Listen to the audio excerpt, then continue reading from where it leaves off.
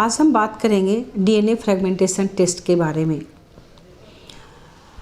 जब ऐसा देखा जाता है कि रिकरेंट एबॉर्शन हो रहा है, प्रेगनेंसी लॉस हो रहा है, तो वैसे कंडीशन में जब हम पता करना चाहते हैं कि आखिर इसके पीछे वजह क्या है, तो हम लोग स्पर्म का जो टेस्टिंग होता है, हालांकि उसका सारा वैल्यू जो सीमेन एनालिसिस करते हैं वो बिल्कुल ही नॉर्मल होता है।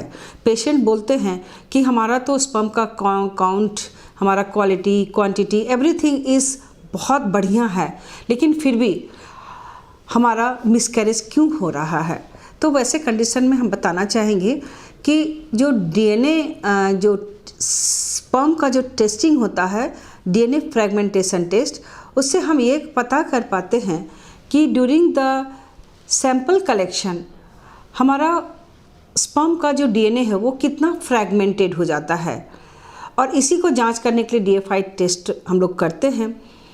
नॉर्मली 0 से 31% तक हम लोग मान के चलते हैं कि अगर डीएनए उसका फ्रैगमेंट हो गया है तो उसकी फर्टिलिटी गुड है। कहने का मतलब उसमें मिसकैरेज की चांसेस कम रहती है, और जो प्रेगनेंसी होता है वो फ्रूटफुल प्रेगनेंसी होता है।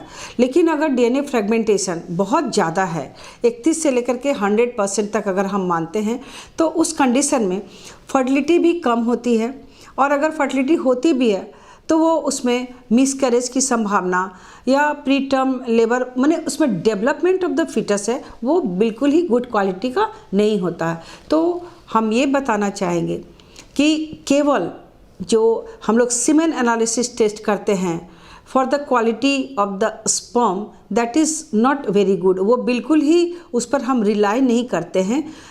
हमें अगर रिकरेंट हिस्ट्री है प्रेगनेंसी लॉस का या एबॉर्शन की हिस्ट्री है, तो वैसे कंडीशन में हम लोग डीएफआई जो डीएनए फ्रेगमेंटेशन जो उसका टेस्ट होता है वो हम लोग करते हैं। उसका इंडेक्स से हम लोग ये पता करते हैं कि आगे चल के वो जो डेवलपिंग फीटस है वो कितना हमारे लिए कारगर होगा। धन्यवाद।